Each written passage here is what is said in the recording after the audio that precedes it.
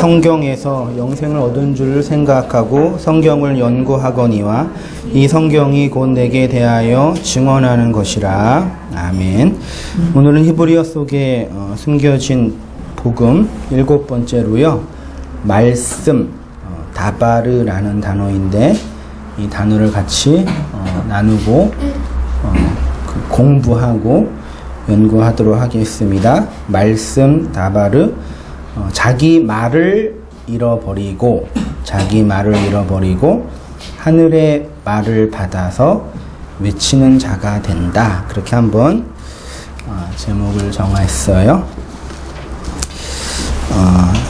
히브리어 속에 숨겨진 복음이라는 주제로 지난 6번의 설교를 통해서 저희는 새 히브리어 단어를 연구하고 공부하였어요. 슈브라는 단어와 그 다음에 베리트라는 단어, 그리고 이제 바르라는 3개의 단어를 공부했지요. 슈브는 소위 말해 조직신학에서 교리에서 이제 회계, 회심이라는 용어로 이제 많이 번역이 됐고요. 그 말이 뭐 전혀 틀린 게 아니고 그 의미를 담고 있다고 생각이 들어요. 근데 이제 우리는 한 걸음 더 나아가서 소위 말해 성경신학적인, 성경이 그 단어를 어떻게 말하고 있느냐 나누었는데, 그 옛 집을 그 못으로 파괴하다, 집을 파괴하는 게 회개다라는 얘기입니다. 그러니까 옛날에 어떤 잘못된 것들을 반성하고 후회하는 것 정도가 아니라 집을 파괴하는 거예요. 집을.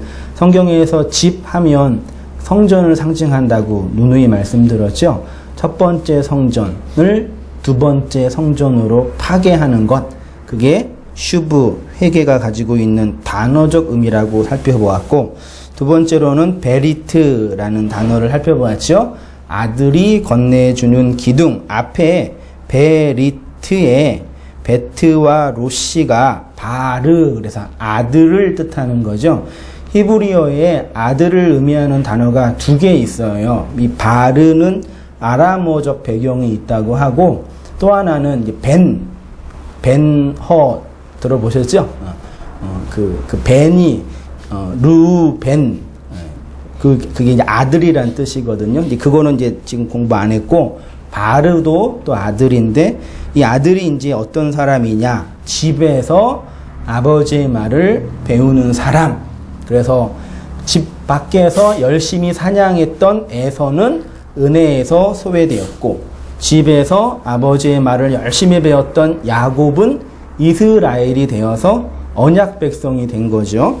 오늘은 이제 바르라는 단어 앞에 하나 그냥 기역자를 붙였어요. 그래서 기역자가 달렛이라는 히브리어인데, 이게 그 디귿 발음이 나니까 다바르 그러면 이제 돼요. 그래서 히브리어 공부하면 알파벳이 22개거든요. 22개가 조합하면 되게 재밌어요. 근데 잘못하면 좀 영예가 될 수도 있지만, 앞에 그 기역자 달렛을 붙여서 이제 다바르, 이게 말씀이란 뜻이고, 또 히브리어에도 말씀이라는 단어가 2개가 있거든요. 그 아마르와 다바르가 있는데, 지금은 이제 다바르의 단어를 이제 공부해 보도록 할게요. 그 다바르가 이제 앞에 그 달렛이 있는데, 이 달렛이 의미하는 게 길이에요. 길. 그러면 이제 길, 바르, 아들이니까 조합을 하면 뭐 그냥 단어적 의미는 그냥 아들의 길. 그래서 이제 성경에서는 말씀 혹은 일 혹은 사건으로 이 다바르라는 단어가 번역이 됐지요. 그러니까 이렇게 그 말씀이 의미하는 것은 아들의 길이 되고, 이 아들의 길이 곧 말씀이니까 이 말씀은 우리를 어디로 인도해요? 아들로 인도한다고 말해도 큰 문제가 안 되겠죠. 그래서 오늘은 말씀, 그 말씀이 우리를 아들로 인도하는 내용에 대해서 한번 살펴보도록 할게요. 잠깐 제가 예수를 증언하는 성경이라는 챕터에 이런 얘기를 썼습니다. 한번 보세요. 이러한 문자와 단어의 의미는 무엇의 의미와 똑같다고요? 성경 전체의 의미와 동일해요. 이게 되게 중요한 겁니다.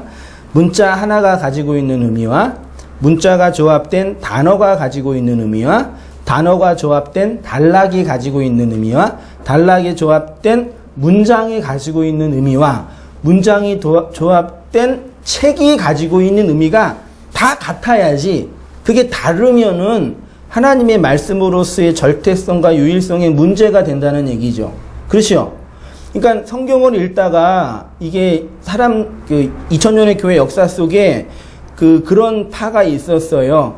구약 성경에서 말하는 하나님은 어떤 느낌이 드세요?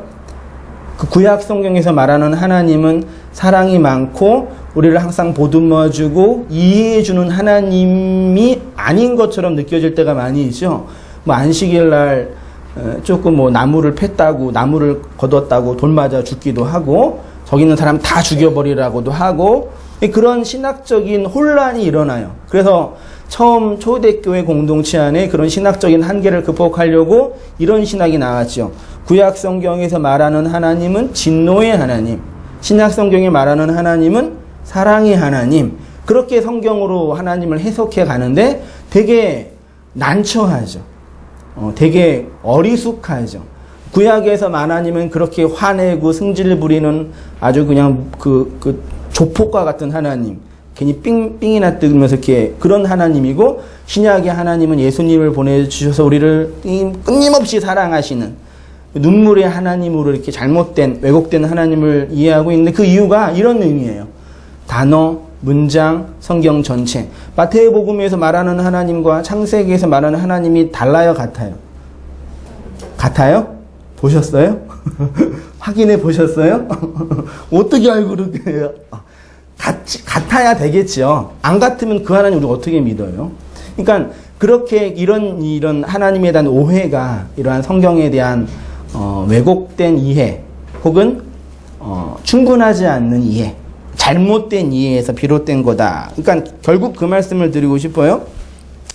하나의 문자 안에 성경 전체의 의미가 내포되어 있고, 성경 전체의 의미는 문장과 단어 하나에 포함되어 있지요. 그러면 성경 전체는 무엇을 말하고 있어요? 예수 그리스도와 그분의 십자가, 그리고 예수 그리스도를 통해서 만들어지는 교회. 성경은 뭘 얘기하고 있다고요?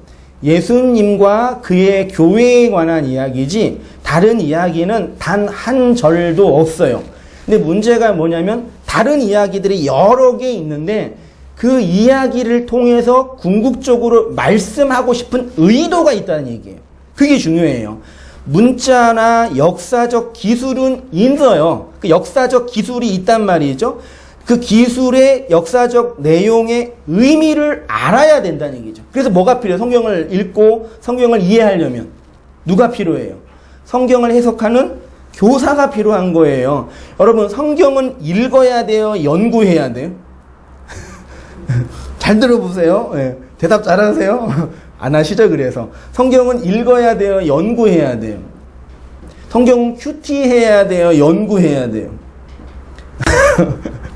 성경은 물론 읽어야 되는데 읽는 것만으로는 안 돼요. 아침에 일어나서 조간신문 이렇게 연구하면서 보시는 분 없으시죠? 우리 큰아들은 연구하면서 보거든요.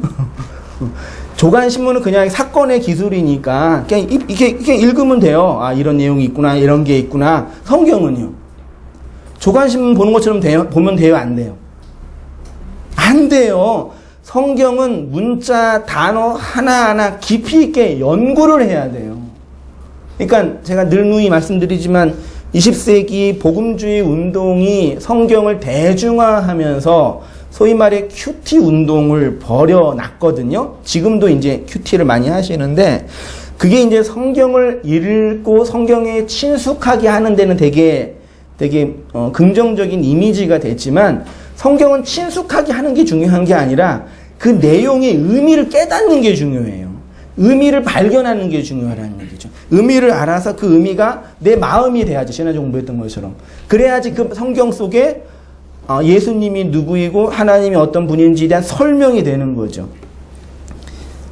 그러면 이렇게 우리가 성경을 열심히 읽고 성경을 열심히 연구하면 어떻게 될까요? 성경이 말하고 있는 내용이 있죠. 성경이 말하고 있는 내용은 예수 그리스도와 십자가라 그랬잖아요. 그럼 우리가 그 성경을 열심히 읽고 성경의 진리를 잘 파악하면 우리가 어떻게 돼요? 그렇죠.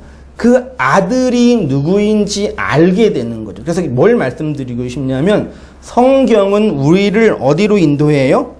그 아들로 인도해요. 말하자면 아들의 길로 인도해요. 왜냐하면 성경은 그의 아들에 관한 이야기이기 때문이에요. 그래서 우리는 성경을 통해서 누구를 알아야 돼요?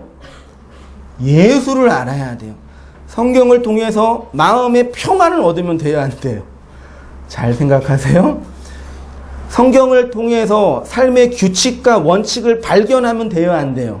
안 될 건 그거 발견한다고 나쁜 건 아니에요. 예, 좋아요. 그런데 그 내용의 진위는 성경을 통해서 예수가 누군지 알아야 돼요. 그 예수가 뭔지 알아야 돼요. 그 예수가 무엇을 의미하는지 알아야 돼요. 하나님이 예수를 통해서 어떻게 설명되는지를 알아야 돼요. 예수님이 직접 우리에게 이렇게 말씀해 주셨어요. 요한복음 17장 3절 영생은 곧 유일하신 참 하나님과 그가 보내신 자 누구를 아는 거예요? 예수 그리스도를 아는 거예요. 영생은 예수가 그리스도가 되는지를 아는 거예요. 근데 그 예수가 그리스도가 되는 거를 누가 보냈다고요? 하나님이 보내셨다고요. 직접 예수님이 말씀하셨잖아요. 그래서 호세아 선지자는 이렇게 말했어요. 내 백성이 지식이 없어서 망한다. 이 지식은 성경의 정보나 기술적인 내용이 아니라 그 예수 아는 거예요. 그래서 알지 못하면 어떻게 해요? 망해요. 잘못 투자하면 망하지요? 남자 잘못 만나면 망하죠? 이미 만난 사람은 어쩔 수 없고요. 요한복음 5장 36절 내게는 요한의 증거보다 더 큰 증거가 있으니 아버지께서 내게 주사 이루게 하는 역사 곧 내가 하는 그 역사가 아버지께서 나를 보내신 것을 나를 위하여 증언하는 것이요 또한 나를 보내신 아버지께서 친히 나를 위하여 증언하셨느니라. 너희는 유대인들을 향해서 말하는 거 예수님께서 아무 때에도 그 음성을 듣지 못하였고 그 형상을 보지 못하였으며 38절 그 말씀이 너희 속에 거하지 아니하니 그 말씀이 너희 속에 거하지 아니하니 이는 그가 보내신 이를 믿지 아니함이라. 너희가 성경에서 영생을 얻은 줄 생각하고 성경을 뭐한대요? 연구하거니와 이 성경이 곧 내게 대하여 증언하는 것이라. 그러나 너희가 영생을 얻기 위하여 내게 오는 것을 원하지 아니하는도다. 내가 너희를 아버지께 고발할까 생각하지 말라. 너희를 고발하는 이가 있으니 곧 너희가 바라는 자 모세니라. 모세를 믿었더라면 또 나를 믿었으리니 이는 그가 내게 대하여 기록하였음이라. 그러나 그의 글도 믿지 아니하였거든 어찌 내 말을 믿겠느냐. 구약경전을 가지고 있던 유대인들은요, 구약성경이 증거하고 말하고 있는 예수 그리스도를 알아보지 못했어요. 구약성경이 말하고 있는 예수 그리스도를 성경을 읽고 연구하면서도 그 예수가 성경에 어떻게 설명되어 있는지를 몰랐어요. 그래서 예수를 어떻게 했어요? 죽였어요. 예수를 죽이는 건 무슨 의미예요? 희생제사 드리는 거예요. 양으로 오신 예수잖아요. 그 예수를 죽인 거예요. 못 알아보았기 때문에. 그래서 어떻게 돼요? 망하는 거예요. 그런데 예수를 죽여서 망한 것이 아니라 죽은 예수가 무엇을 의미하는지 몰라서 망해요. 잘 들어보세요. 예수님은 반드시 죽으셔야만 했어요. 그래서 우리는 예수를 죽인 자로 폭로당해요. 그게 성경이 우리에게 말하는 거예요. 모든 사람은 예수를 죽였어요. 그렇죠? 여러분이 예수 죽인 거예요. 맞죠? 그런데 그 예수를 죽였는데, 예수가 어린 양으로 죽었는데, 하나님의 백성은 예수가 왜 죽었는지 그 죽음의 의미를 아는 거예요. 성경을 아무리 읽고 그 내용을 신학적으로 연구를 해도 예수 그리스도를 보지 못하면 성경을 통해서 그냥 신학 사설이 되고 윤리와 도덕과 삶의 지침서뿐이 안 돼요. 가끔 이렇게 사역 말씀 나누고 공부하다 보면은 신학에 대한 오해나 잘못된 기대가 있더라고요. 여러분, 목사는 착해야 돼요? 왜요? 목사는 착해야 돼요? 네. 목사는 거룩해야 돼요? 목사는 죄를 범하면 안 돼요? 여러분들은 되고요? 네. 엊그젠가 지난주인가 지지난주에 아침에 언뜻 뉴스를 아침 뭐 그런 프로를 보니까 좀 안 좋은 소식이 있더라고요. 그 보이스피싱 그 대포 통장을 맡은 분이 그 시골에서 목회하는 목사님이라 다 아시죠? 그 얘기 있었어요. 그래서 제가 알고 있는 어떤 권사님이 이제 어떻게 통화를 하다가 이제 저한테 그러는 거, 어떻게 목사가 그럴 수가 있냐고. 근데 그분은 목사가 아주 거룩하고 깨끗한 줄 알아서 제가 그랬죠. 권사님, 목사나 성도나 똑같은 인간이에요. 성도님이 원하는 거 저도 원하고, 목사도 원하고, 성도님들이 싫어하는 거 목사들도 싫어해요. 그 똑같아요. 그 별 차이 없는 그런 존재예요. 그렇게 말했어요. 그러니까 이상한 이중잣대가 있어요. 그러니까 예를 들어서 딴 얘기해서 이런 얘기 많이 하면 설교가 길어지지만, 조용기 목사님의 큰 교회 그런 목사님들 지금 형법에 구속이 되신 분들이에요. 빨간 줄 올라갔어요. 어떻게 생각하세요? 여러분들은 뭐 오순절 여의도 순복음교회 성도가 아니니까 그런 교회 다니는 성도님 물어보니까요. 목사님은 주의 종 그러면서 그분이 하는 건 다 하나님의 말씀이라 생각하는데 그런 죄를 보면 어떻게 해석하냐면 목사도 인간이니까 그럴 수 있지 그래요. 저는 놀랐어요. 어떻게 그 이중잣대로 그렇게 보냐? 그럼 말은 설교는 성경은 하나님을 대언한다고 표현을 하고 죄는 목사도 인간이니까 그럴 수 있지 그래서 그렇게 그 교회 담임 목사나 자기네들 목사가 그렇게 죄를 범해도 그냥 그럴 수 있겠거니 그러면서 그분에게 하나님의 말씀을 들어요. 그게 가능해요?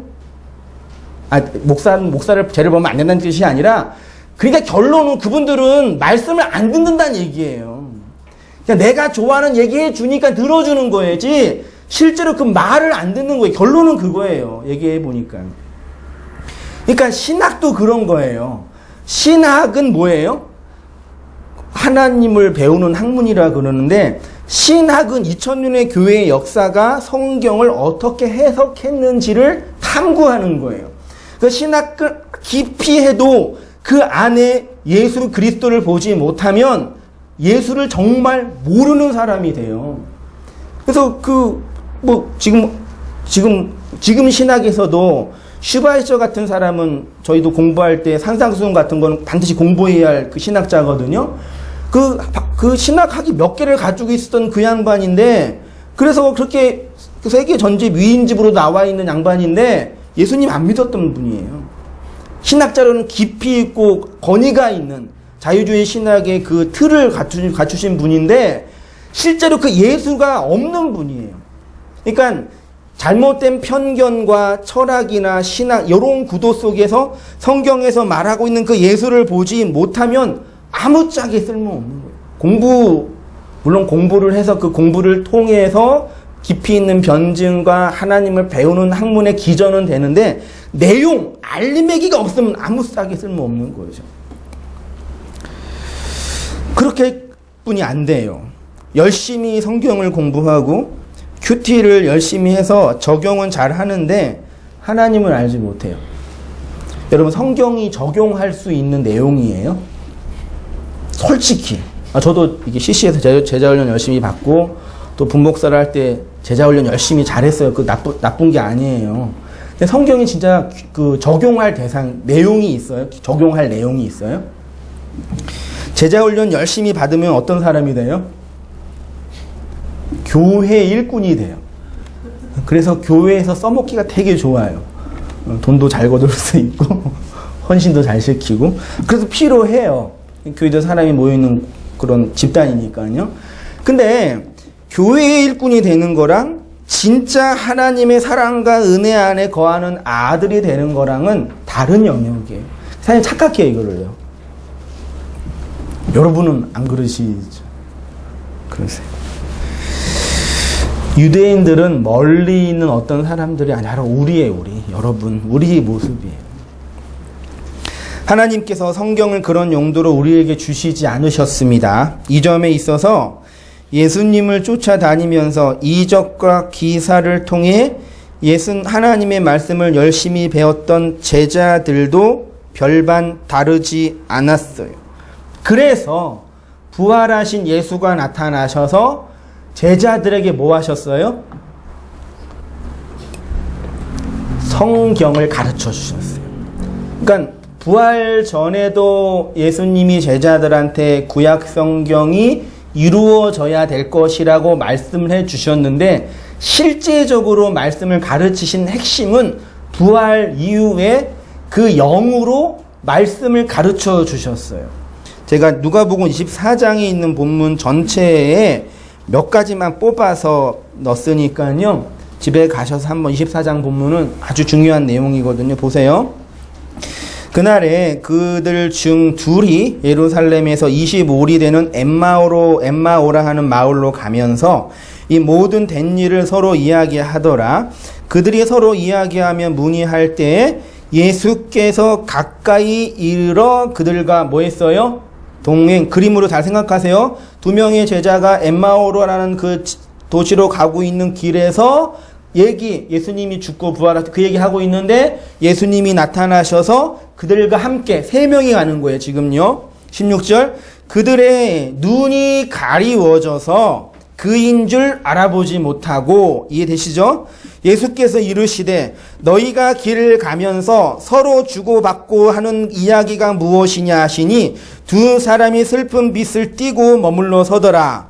그러니까 예수님이 죽었는데 시체가 없어졌대. 막 그런 얘기하고 있는 거예요. 우리는 어떡하자 그렇게 고민하고 있는데 25절에 이르시되 미련하고 선지자들이 말한 모든 것을 마음에 더디 믿는 자들이여 그리스도가 이런 고난을 받고 자기 영광에 들어가야 할 것이 아니냐 하시고 이에 27절 모세와 모든 선지자의 글로 시작하여 모든 성경에 쓴 바 이때까지 모든 성경은 뭐예요? 구약경전이에요. 모든 성경에 쓴 바 자기에 관한 것을 자세히 뭐 하셨어요?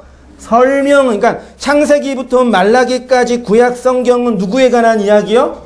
예수 그리스도에 관한 이야기예요. 그게 기록되어 있는데 그 경전을 가지고 있는 유대인들은 그걸 연구하고 암송하고 필사하는데도 그 안에 있는 예수 그리스도를 보지 못했어요. 예수가 나타나셔서 자기에게 관한 쓴 것을 자세히 설명한 거예요. 열심히 뭐 하셨어요? 길 가다가 성경 공부하신 거예요. 그들과 함께 음식 잡수실 때에 떡을 가지사 축사하시고 떼어 그들에게 주시니 31절 그들의 뭐가 밝아져요? 눈이 밝아져. 그러니까 성경을 아무리 봐도 눈이 가려져 있으면 그 안에 예수를 봐요, 못 봐요? 못 본단 말이에요. 근데 부활하신 예수가 영으로 오셔서 가려진 눈을 확 열게 해주신 거예요. 성경 공부를 통해서. 그래서 성경 공부 어떻게 해야 돼요? 열심히 해야 돼요. 열심히 하고 계시죠? 그냥 웃지요는 뭐예요? 열심히 해야 돼요. 강의 못 듣고 예배 빼먹으면 집에 가서 얼마나 온당 교회 좋아. 이런 교회가 어디 있어요? 설교 원고도 주고 음성도 주고 동영상도 보내주고 한 편은 얼마짜리인지 아세요? 무료예요. CTS나 기독교 방송에서 주일날 이 시간대 나오는 설교 한 편 얼마인지 아세요? 제가 정확하게는 모르는데, 저기 관악구의 동네 케이블 방송 새벽 5시에 하는 게 한 달에 200만 원이었어요. 그럼 지금 이 황금 시간대는 얼마? 최소한 1,000만 원 넘겠죠. 그 설교 20분 보내는 게 1,000만 원 헌금을 내고 방송하는 거예요. 온당교도 좀 돈 좀 많이 벌어서 한번 저도 하고. 하고 싶은 욕심이 있는데, 될까는 모르겠어요. 그러니까 귀하다, 소중하다, 잘 들어주세요라고 부탁하는 거 참 비참해지네 갑자기. 그들의 눈이 밝아져 그인 줄 알아보더니 예수는 그들에게 보이지 아니하시나. 어디로 가셨어요 갑자기? 앞에 있는 예수가 예수인 줄 알면은 그 예수는 어디 계셔요? 내 안에 들어온 거예요. 내 밖에 예수가 대상이 되면 보이는데, 그 예수를 설명하면 그 예수가 내 안에 들어와요. 그 예수가 어디 계셔요? 여러분 안에 계시죠? 32절, 그들이 서로 말하되 길에서 우리에게 말씀하시고 우리에게 성경을 풀어주실 때에 우리 속에서 마음이 뜨겁지 아니하더냐. 성경 공부 열심히 하면요 불 받아요. 그래서 기도 많이 하고 막 그 은사 집회 가서 불 받는 게 아니라 말씀 깊이 공부하면 불이 내 안에 들어온다고요. 거짓말 진짜예요. 이르시되 내가 너희와 함께 있을 때에 너희에게 말한 바 곧 모세의 율법과 선지자의 글과 시편에 나를 가리켜 기록된 모든 것이 이루어져야 하리라 한 말이 이것이라 하시고, 45절, 이에 그들의 뭘 열어서요? 마음을 열어서 성경을 깨닫게 하시고.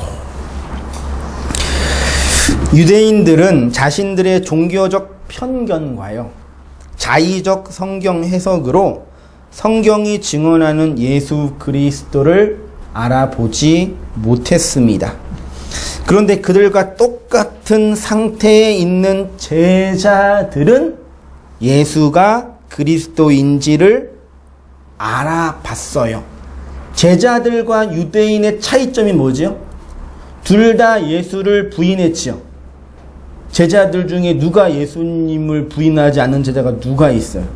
다 예수를 부인하고 심지어 한 명 예수를 팔아먹었단 말이에요.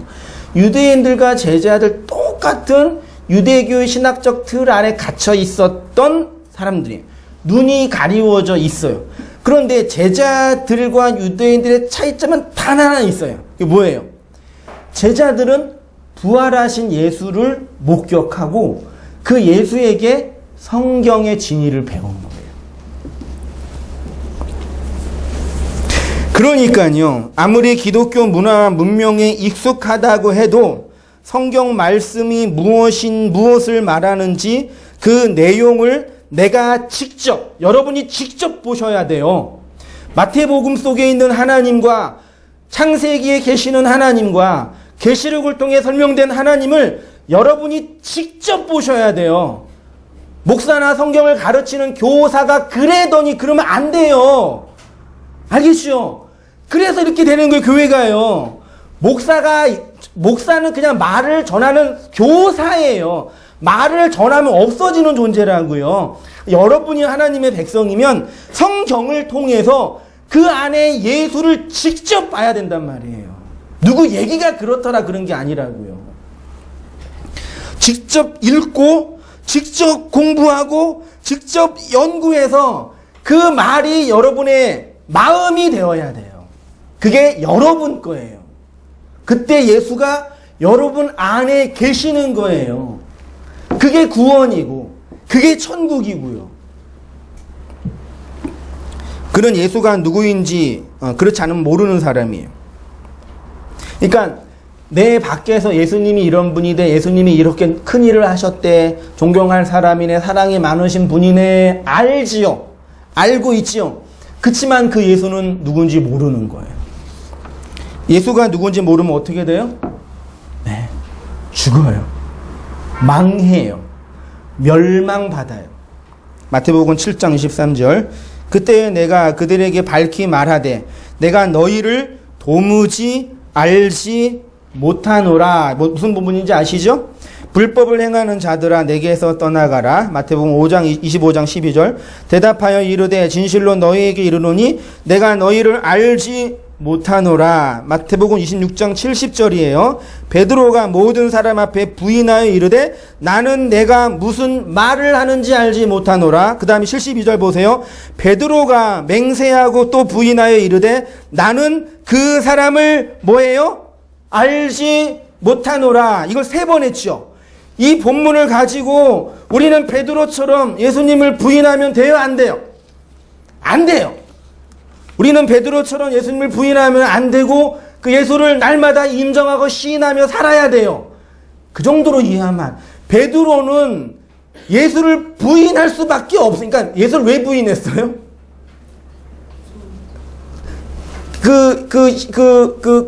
대사장의 뜰에서 고통받고 있는 그 예수를 왜 부인했어요? 그 예수가 누군지 몰라서 부인한 거예요. 그걸 나 저 사람 알아 그러면 내가 같이 죽을 것 같다는 그런 두려움 때문만이 아니라 이 본문을 통해서 뭘 읽어내셔야 되냐면 베드로가 3년 내내 예수께 그 예수를 보고 배웠는데도 그 예수가 설명하는 진리가 뭔지 몰랐어요. 그 내가 저 사람을 모른다 그런 거예요. 근데 그 베드로가 예수를 알게 됐어. 부활하신 예수 그리스도를 만나니까 예수가 누군지 알아요. 그래서 사도행전 2장 성령 강림 이후에 최초로 설교한 사람이 누구예요? 베드로예요. 바로 전까지 예수님 죽기 전에 그 베드로의 그 나약한 모습과 다르게 그렇게 구약 성경을 장쾌하게 꿰뚫는 성경신학적인 설교를 쭉 하는 거예요. 그 창세기 사도행전 읽어보세요. 2장 14절 본문 잠깐만 볼게요. 3페이지예요. 베드로가 11사도와 함께 서서 소리를 높여 이르되 유대인들과 예루살렘에 사는 모든 사람들아 이 일을 너희로 알게 할 것이니 내 말에 말하는 자가 됐어요. 귀를 기울이라. 내 말 좀 들어보소. 그는 선지자라. 하나님이 이미 맹세하사 그 자손 중에서 한 사람을 그 위에 앉게 하리라 하심을 알고 미리 본 고로 그리스도의 부활을 말하되 그가 음부에 버림이 되지 않고 그의 육신이 썩임을 당하지 아니하시려 하더니 이 예수를 하나님이 살리신지라. 우리가 다 이 일에 뭐예요? 증인이니라. 이렇게 구약 말씀을 처음부터 끝까지 아들에 대하여 증거하고 있죠. 베드로와 비슷한 사람 중에 한 명이 누구예요? 사도 바울이에요. 바울도 골수 유대 분자예요. 그 메시아 사상에 똘똘 뭉쳐 있었던 그 메시아니즘에 갇혀 있었던 편견의 신학자거든요. 근데 그 바울이 누구를 만났어요? 다메섹 도상에서 부활하신 예수를 만나고 그 예수를 통해서 눈이 가리워지고 나중에 이제 아나니아의 안수를 통해서 눈의 비늘이 벗겨졌어요. 똑같은 얘기예요. 그리고 구약 성경을 기독론 중심으로 재해석하게 되는 거예요. 이게 제일 중요해요. 성경의 내용이 그리스도를 통해서 다시 보여지는 거예요. 그 가말리알 문화에서 그렇게 구약 경전을 통달했던 그 유대 신학자가 빛으로 임하신 그리스도를 만나고 나니까 내가 그동안 공부했던 이 구약 경전의 의미가 뭔지를 이제 바르게 알게 된 거죠. 그리고 그 이후에 다소에 가서 성경 깊이 더 공부하고 이제 초대교회 그 선교사의 사역을 감당하면서 초대교회 공동체의 신학적 기틀을 만들어 놓은 거예요. 여러분, 바울이 아니었으면 기독교는요, 유대교한 분파에 갇혀 있을 수밖에 없었어요. 최초의 사도가 누구라 그랬어요? 사도행전의 담임 목사의 계보를 보면 첫 번째 담임 목사가 사도 베드로죠. 베드로는 친유대파예요. 그러니까 유대주의적 기독교 틀이 갇혀 있어요. 그래서 바울과 열심히 바울이 막 욕했잖아요. 네가 그 사도면서 그 따위로 행동하냐고. 참 그래요. 아무튼 그렇게 있다가 그 담임 목회권이 누구한테 옮겨졌어요? 바울에게 옮겨져서 이제 바울이 유대교 안에 갇혀 있었던 기독교, 원시 기독교 공동체를 새로운 종교로 창출해낸 거예요. 그건 이제 구약으로 가서 여호와의 영적인 종교의 사상을 깃든 거죠. 제가 한번 말씀 공부했었죠. 금요일 날이요. 그러니까 구약의 유대교는요, 소위 말해 아브라함의 영적인 종교의 이단이에요. 잘못된 종교로 삐뚤어진 거거든요. 근데 베드로가 그 틀에, 그래서 초기 공동체 기독교는요, 유대 기독교의 한 분파였어요. 로마나 다른 그 황제들이 기독교 공동체를 볼 때는 그냥 유대교에서 나온 개혁 유대교 정도로 이해했어요. 그렇게 있다가 베드로는 그 틀에 여전히 갇혀 있었는데 바울이 나타나서 율법과 할례와 성전 제사를 다 부셔버리고 이제 새로운 종교를 만든 거죠. 그리고 이제 사도 누가 나왔어요? 맨 마지막에 요한이 나타나서 야, 싸우고 그러면 안 돼. 우리 사랑해야 돼. 통합해서 이제 기독교를 이방 종교의 어떤 핵심의 종교로 만든 거죠. 그 바울이 담의 세계에서 빛으로 임하신 부활하신 그리스도를 만나서 구약 성경의 그 의미와 진리를 재해석하게 된 거예요. 그래서 사도 바울이 어떻게 사역했어요? 사도행전 17장 2절 보세요. 바울이 자기의 관례대로 그들에게 들어가서 안식일에 뭘 가지고요? 성경을 가지고 뭐 했어요? 강론했지요. 다 이거예요. 회당에서 강론했어요. 하나님의 나라를 강론했어요. 두란노 서원에서 강론했어요. 밤주까지 강론했어요. 하루 종일 성경 공부했어요. 맨 마지막에 사도행전 28장 23절 그들이 날짜를 정하고 그가 유숙하는 집에 많이 오니 바울이 아침부터 저녁까지 강론하며 하나님의 나라를 증언하고 모세의 율법과 선지자의 말을 가지고 예수에 대하여 뭐 했어요? 권면하더라. 그러니까 어떤 결과가 나요? 그 말을 믿는 사람들도 있고 어떤 사람들이요? 믿지 않는 사람들도 있더라. 그러니까요, 사도 바울이나 베드로를 통해서 확인할 수 있는 게 뭐냐면요, 그리스도의 영을 받은 자들은 그리스도의 말을 할 줄 아는 자가 되는 거죠. 예수님이 이 땅에 오셔서 그 많은 이적과 기적을 행하셨죠. 그리고 십자가에서 죽으셨으니까 예수님이 이 땅에 오셔서 한 일은 별로 없어요. 그렇게 많지 않아요. 그런데 그렇게 죽으시고 부활하신 그리스도의 영을 받은 사도들은 어떻게 사역했어요? 예수님과 똑같이 이적과 기적을 행하였지만 그것이 그들의 사역의 핵심이 아니에요. 부활하신 그리스도를 만난 사도들의 사역의 핵심은 뭐예요? 성경을 기독론 중심으로 재해석해서 증거한 거죠. 그래서 그렇게 성경 공부만 한 거예요.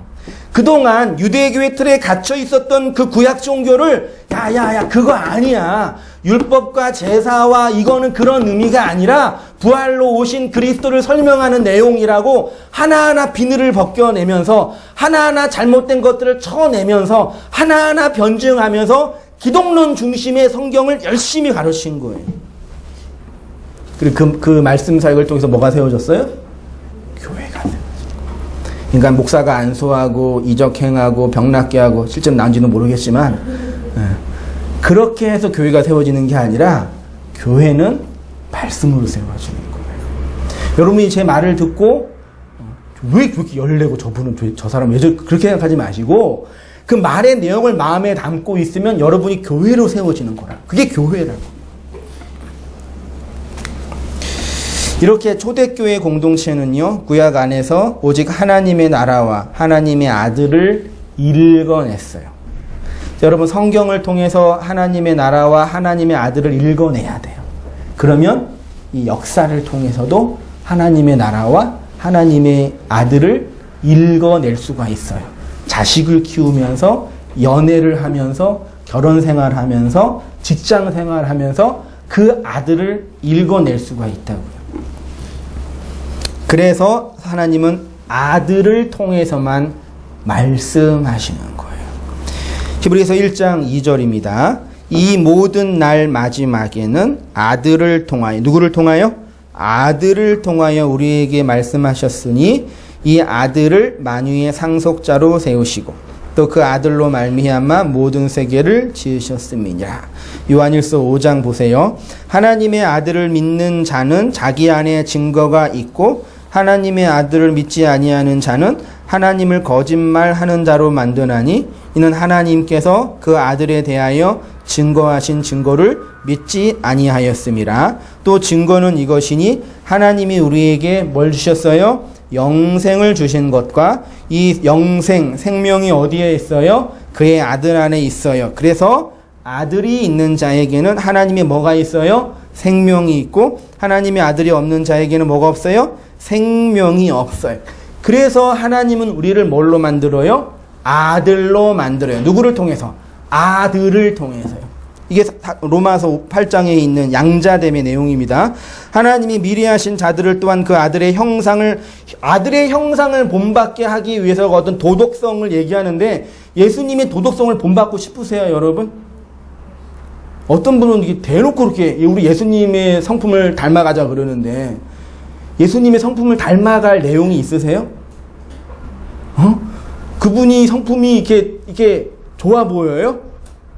나이 드신 어른들한테 독사의 새끼라고 욕하고 남이 장사하는 집에 가가지고 몽둥이 들고 조폭이지 완전히 다 부셔버리고 이거 부셔! 그러고 뭐예요 그게? 뭘 본받아요 그분의 성품을요? 그러니까 우리가 2000년 동안 이렇게 그 패션 오브 크라이스트나 뭐 이런 그 왕 하나님 예수님 미션 영화 같은 거 있잖아요. 그 인자하고 털 있고 이렇게 눈 파랗고 그 잘생긴 그 아저씨 예수 아니에요. 그냥 우리가 이렇게 열망하는 그 신이에요. 그러니까 그거 파괴해야 돼요. 근데 제가 그랬잖아요. 예수님을 예수 놈으로 부르지 않으면 진짜 예수를 모르는 사람이라고요. 이해되시죠? 그 예수가 오셔서 뭘 주셨어요, 여러분에게요? 검을 주셨대잖아요. 검이 뭐예요? 다 자르는 거예요. 목 자르고, 가정 자르고, 남편 자르고, 아내 자르고, 돈 자르고, 다 잘라서 몸뚱아리 하나 남게 만드는 게 그 예수래요. 근데 그 예수가 좋으세요? 그 예수가, 아유, 사랑 많으신 예수, 고마워요. 그것만 나오겠냐고요. 맨날 그것만 나오겠냐고요. 그리고 그렇게 안 나오면은 신앙이 없는 사람이라고 정죄하고, 항상 기뻐하라고 했으니까 항상 기뻐해야 돼. 정신병자지. 그거 어떻게 가능해, 그게요. 아들을 통해서 우리를 아들로 만드시는 거예요. 그래서 우리는 진정한 아들의 길을 배워야 돼요. 우리가 말씀을 통해서 아들을 배울 때에 그 아들의 길을 걸어가는 자가 돼요. 그러면 다바르를 통해서 아들의 길을 안 자가 되니까 그 아들의 길을 걸어가는 자가 되죠. 그러니까 말씀, 다바르라는 단어 안에요. 밑에 각주 2번 있죠? 이 다바르가 말씀이란 뜻도 있고 사건이란 뜻도 있어요. 그러니까 하나님이 말하면 일이 되는 거예요. 이게 되게 중요해요. 왕상 15장 23절 한번 보세요. 아사의 남은 사적과 모든 권세와 그가 행한 모든 다바르와 유다왕 역대지략이 뭐예요?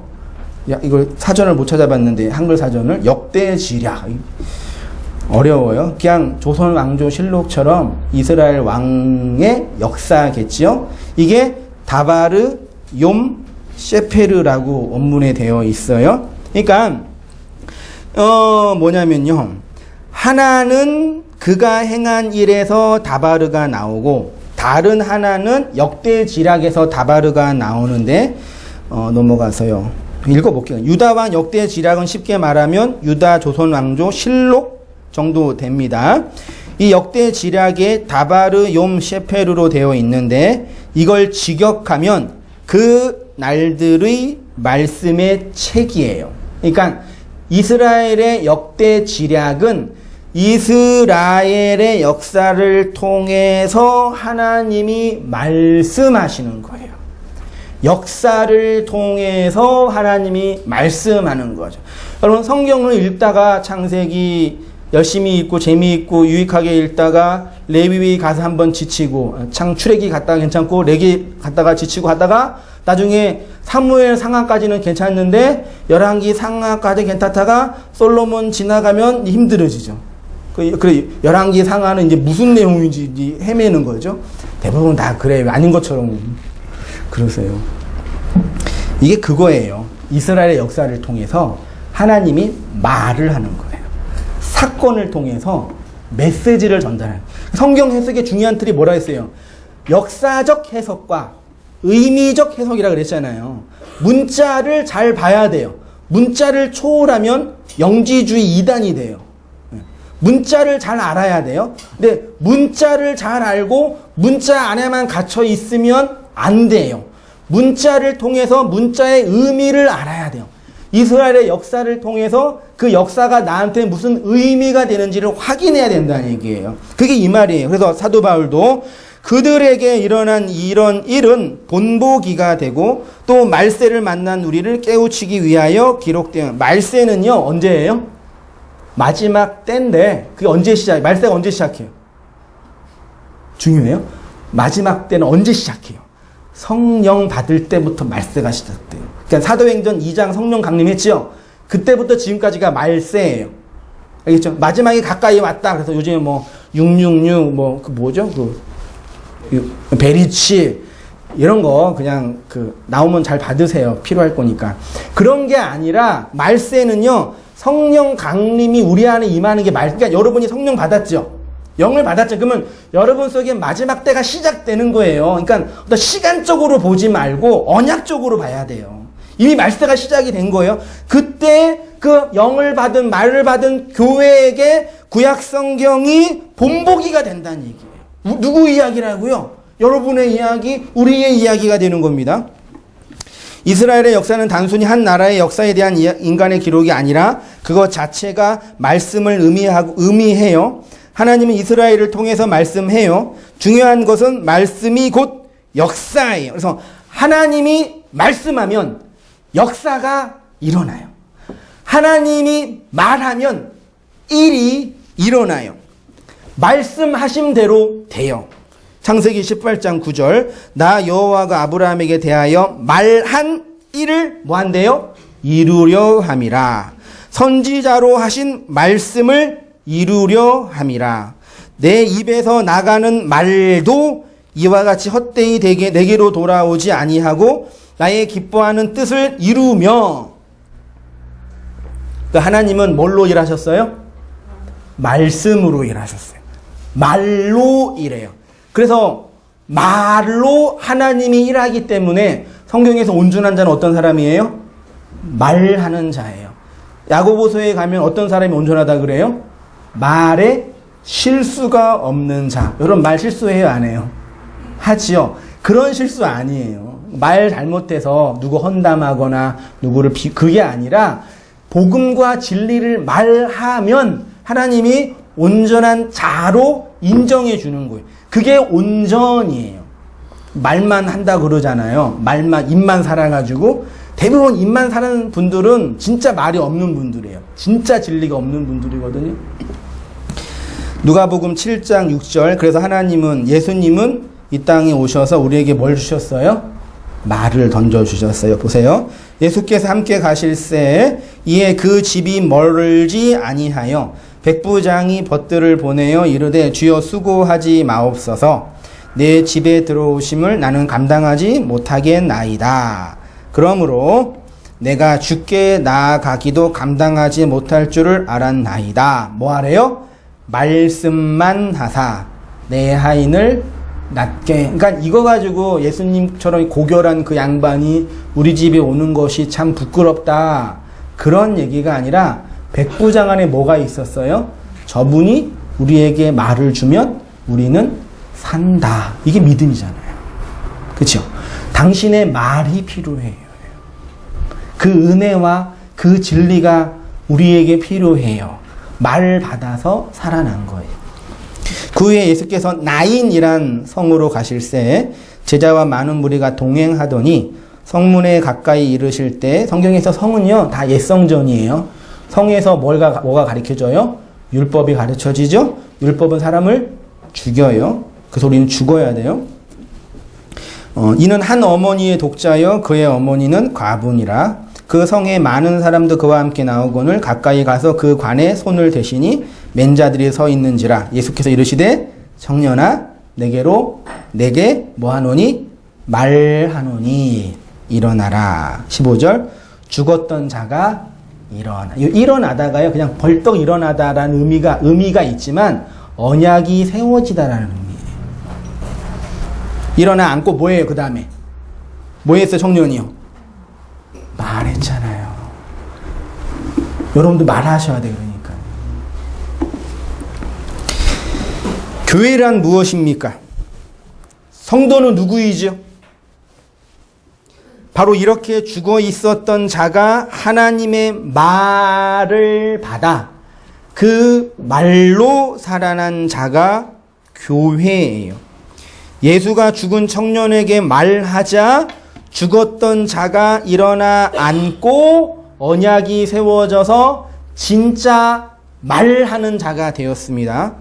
말하지 못한 자가, 죽어있던 자가 말을 받으니까 살아나서 말하게 됐어요. 그래서 교회가 여러분들이 제가 말하면 어떤 일이 일어나요? 이 산을 명하여 저기로 없어지게 한다고요. 교회가 말하면 하나님이 일을 하셔요. 교회가 말하면 하나님의 역사가 일어나는 거예요. 제가 개척하고 하는 게 뭐예요? 말하는 거잖아요. 악악거리고 소리 지르고. 여러분 열심히 성경 공부하고 설교 듣고 배우고 계시죠? 온땅교회 예배 함께 드리고 있는 성도님들, 출석하신 분들, 고민하고 있는 분들, 온땅교회는 다양하게 있어요. 이렇게 우리 이제 성도도 계시고 또 이제 뭐 등록하신 분도 다양하게 있는데 어쨌든 여기에서 말씀을 열심히 듣고 배우고 계시잖아요. 근데 아직도 여러분 중에 진짜 그 말을 하지 못하는 분들이 계시면 뭐가 문제인지 아세요? 여러분의 말을 버리지 않았기 때문이에요. 하나님의 말을 못하는 이유는 내 말이 없어지지 않았기 때문이라고요. 물론 순환 논리이기도 하지만 그래요. 여러분은 어떤 말을 하시며 살고 있으십니까? 유대인들처럼요, 여전히 옛 성전에서 장사하는 말 뭔지 아시죠? 예. 돈 많이 벌면 안 된다 그 뜻이 아니에요. 여러분의 의의를 확장하고 자기 욕망을 챙기고 있지 않으십니까? 여러분, 이단 요즘에 신천지가 아주 유행 대세 아닌가? 아주 많이 일어나잖아요. 그래서 저도 이렇게 여기 지하가 이제 여기 공장이거든요. 근데 여 사장님이 신천지 공부를 6개월 동안 하셨대요. 그래서 이제 저랑 상담 2번 정도 하셨는데 성경 공부한 거 갖고 오니까 진짜 놀랐어요. 와, 대박이더라고요. 이렇게 공부를 하니까 세뇌가 안 될 수가 없더라고요. 우리 공부하는 건 공부도 아니에요. 1시간 설교한다고 길게 한다고 뭐라 그러지 마세요. 진짜예요. 얘기 들어보니까 월화 목금 3시간씩. 그 교회가 아니지 그냥 건물 빌려서 칸막이 3개가 있어요. 그 건물 안에. 그리고 초급, 중급, 고급. 거기 들어가서 죽자 공부하는 거예요. 근데 그렇게 공부도 좋아하시는 분도 아니잖아요. 근데 강의한 거 들어보니까 그림 그리고 뭐 에덴 동산 뭐 해서 진짜 빡세게 공부했어요. 와, 진짜 회개했어요. 저희 신천지 보고요. 아니 이단들도 이렇게 하는데 너 이제 설교 2시간씩 하려고 그래. 농담이에요. 놀라지 마세요. 근데 이제 뭘 말씀드리고 싶냐면 그렇게 많이 공부를 하시는데 잠깐 얘기를 하니까요 말을 안 들으세요. 뭐 하냐면 거기에서 진짜 그 말을 이단에 빠지는 분들은요 이단에게 혹 간 게 아니라 결론으로 말하면 지가 좋아서 가는 거예요. 내 욕망이 거기에서 채워지니까 가는 거라고요. 얘기 잠깐 하면서 그 말을 안 듣고 자기가 바라고 자기가 원하는 자기 말만 해요. 여러분 얘기하다가 보면 자기 말만 하는 사람들이 있죠. 남 얘기 안 듣고요. 물론 말도 안 하는 사람도 있지만 다 자기 것만 얘기한 남 얘기 안 들어요. 제가 말하는 사람이니까 말하면 그 사람이 내 말을 듣는지 안 듣는지 다 알아요. 모르는 척 하는 거지. 다 알아요.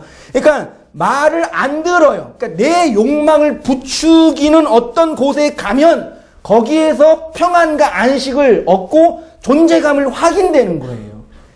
이단이 그걸 잘한다고. 복음은 내 말을 잃어버리고 하나님의 말을 하게 만드는 거라. 여러분 여전히 이 역사 안에서 내 욕망, 내 의 챙기면서 말하고 계시면 안 돼요. 다리를 꺾어야 돼 진짜.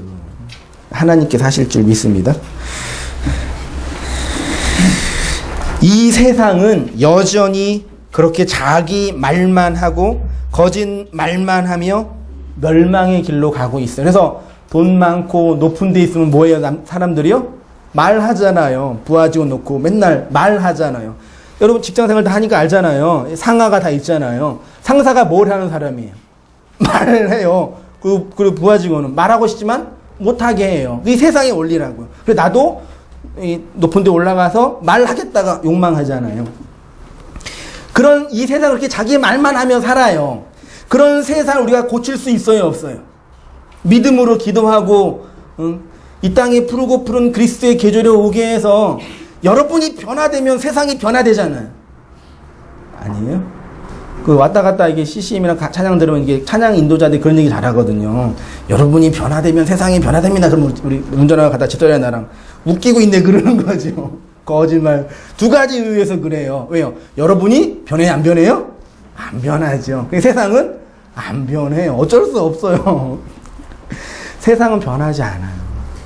그냥 이렇게 가다가 어느 순간에 멸망해서 없어. 그러니까 기독교는요. 세상을 변화시키고 세상을 바꾸고 세상을 좀 더 살기 좋은 세상으로 만드는 그런 틀이 아니에요. 네. 그렇다고 막 살자 그것도 아닌데 그걸 아세요. 내가 안 변하잖아요. 저만 나쁜 사람인가요? 여러분 변해요, 안 변해요?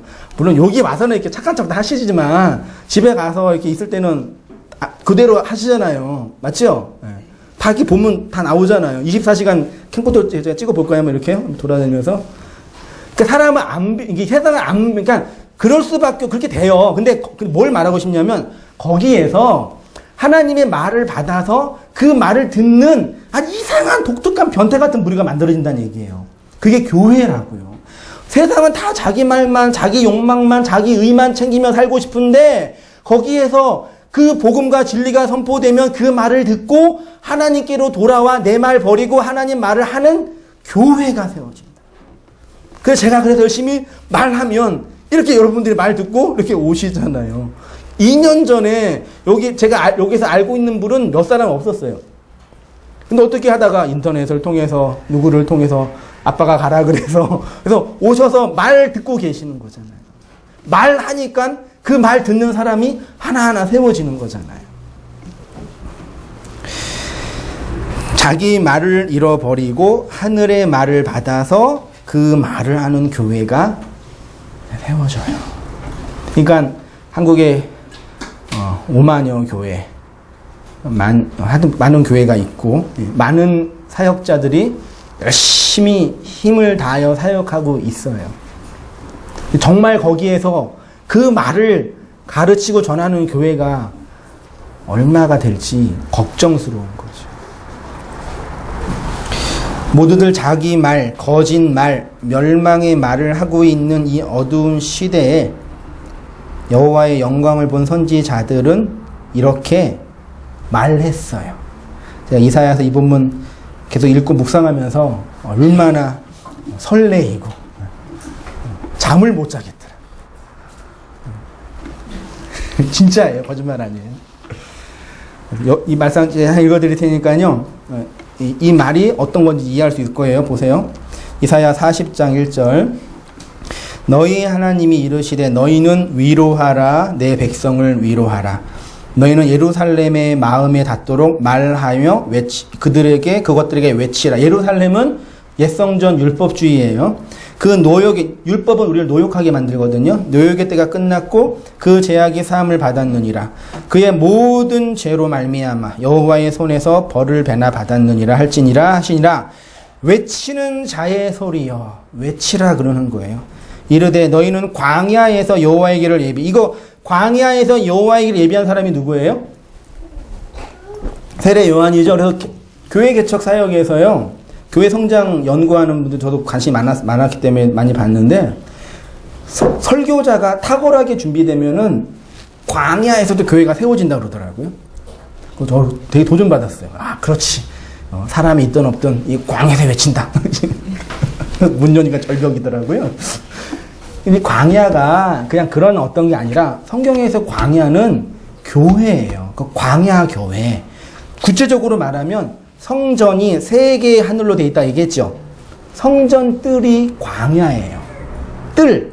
거기에서 진리가 선포되어지면 그 진리를 깨닫는 성도는 어떻게 돼요? 그 말씀을 듣고 하나님의 임재가 있는 어디로 들어가요? 지성소로 뿅 들어가는 거예요. 근데 그 말씀을 듣고 그 말씀의 진리를 알지 못하면 그냥 거기서 죽는 거예요. 광야에서 외치라. 여호와의 길을 예비하라. 사막에서 우리 하나님의 대로를 평탄케 하라. 골짜기마다 도두어지며 산마다 언덕마다 낮아지며 고르지 아니한 곳이 평탄하게 되며 험한 곳이 평지가 될 것이요. 산이 없어진다는 얘기예요. 산. 그 예수님께서 믿음이 있으면 이 산이 없어진다 그랬잖아요. 그렇죠? 그 산, 율법, 내 의, 인간의 욕망 다 없어졌잖아요. 그래서 평지가 됐잖아요. 그래서 평화의 왕인 예수가 우리에게 오셨잖아요. 6절입니다. 말하는 자의 소리여 이르되 외치라. 대답하되 내가 무엇을 외치리까? 뭘 외치래요? 할 수 있다 하면 된다. 해보자. 믿는 자에게 많이 외쳤는데 부격자다가 그게 아니라 모든 육체는 풀이요 그 모든 아름다움은 들의 꽃과 같으니 푸른 마르고 꽃은 시듬은 여호와의 기운이 그 위에 불미라. 이 백성은 실로 풀이로다. 8절 푸른 마르고 꽃은 시드나 우리 하나님의 말씀은 영원히 서리라. 아름다운 소식을 시온에 전하는 자여 너는 높은 산에 오르라. 아름다운 소식을 예루살렘에 전하는 자여 너는 힘써 소리를 높이라. 두려워 말고 소리를 높여 유다의 성읍들에게 이르기를 너희 하나님을 보라. 보라 주 여호와께서 장차 강한 자로 임하실 것이요. 하나님이 여러분에게 강한 자로 임하셨죠? 친히 그 팔로 다스리실 것이라. 보라 상급이 그에게 있고 보응이 그의 앞에 있으며 그는 목자같이 양떼를 먹이시며 어린 양을 그 팔로 모아 품에 안으시며 젖먹이는 암컷들을 온순히 인도하시리라. 그렇게 외치는 성도님 되시기를 바랍니다. 외치세요. 그래도 목사님 난 아직 잘 몰라요. 그러면 잘 배우세요. 제발 좀요. 달랑 일을 한번 와가지고 말씀하시. 그러고 가면 안 돼요. 잘 배우시라고요. 얼마짜리 설교인데 이게. 왜 그런 저는 그러니까 원래 맨 앞에 있는 이렇게 리더나 그런 사람들이 이렇게 독선적일 가능성이 많이 있어요. 왜 그러냐면은 나는 이렇게 앞에서 주구장창 죽어가고 있는데 뒤에 있는 사람들은 그런 나를 이해하지 못한다. 뭔지 아시죠? 아빠는 이렇게 너를 위해서 이렇게 헌신하고 돈 벌고 있는데 아들놈은 그 아빠의 마음과 뜻을 모르죠. 그렇죠? 우리 아버지도 항상 그랬어요. 너가 공부만 한다 그러면은 내 팔을 잘라가도 공부시키겠다고 항상 그래. 술 자시고 항상 그래서 괜찮다고 그랬는데 그런 걸 비추어질 것 같아서 이렇게 여러분에게 도전하거나 이렇게 권면하거나 부탁하거나 요구하는 걸 별로 안 했어요. 솔직히 그랬죠? 그렇죠? 근데 이렇게 혼자 이렇게 카페에서 이렇게 말씀 연구하고 새벽에 혼자 조용히 가면서 그러니까 여러분이 바쁘고 분주하고 시간이 없으면 예배도 못 놓을 수 있고 또 이제 못 올 수 있잖아요. 옛날 뭐 율법주의처럼 거룩한 주일이니까 안식일 날 교회 안 오면은 망하고 그런 거 뻥이잖아요. 그 11주 안 내면 하니까 그 거짓말이잖아요. 그런 건 안 하는데 어떤 생각이 들었냐면 아니 이렇게 사람들이 이렇게 이걸 이렇게 왜 이렇게 그렇게 가치 없게 여길까? 성도들이 그렇게 별로 이렇게 중요하게 여기지 않는 것 같아요. 제 느낌이 그랬어요. 저만 그런 거예요? 별로, 그러니까 제가 중요하게 여기는 것만큼 중요하게 여기지 않아서 되게 마음이 아팠어요. 시간이 있잖아요, 이렇게요. 일요일날 시간이 있으면은 가장 중요하고 급한 시간을 딱 정해놓고 나머지 약속은 그날 되면 어떻게 해요? 캔슬 하잖아요. 근데 이거는, 목사님 시간 있으니까 못 가요. 그게 마음이 좀 아팠어요. 중요하고 귀하게 여겨서 말씀 잘 공부하고 배우면 얼마나 좋을까라는 마음이 들어서 그냥 했으니까요. 상처받지 마시고 이게 열심히 해서 이렇게 말씀 잘 배우고 진짜 외치고 아직 잘 못 외치면 어디 가서 막 외치지 못하면 그냥 이렇게 잘 배우고 잘 담으세요. 그러면 말이 잘 들어오면은 어느 순간 되면 이렇게 그 힘이 생겨요, 여러분. 말씀에 그런 힘이 있다니까요. 제가 말 하나도 못했던 인간이에요. 쩔쩔쩔 지금도 더듬거리긴 하지만 거의 못했는데 그 말이 들어오니까 말하는 자가 돼요.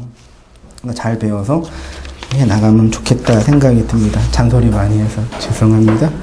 찬양 같이 하고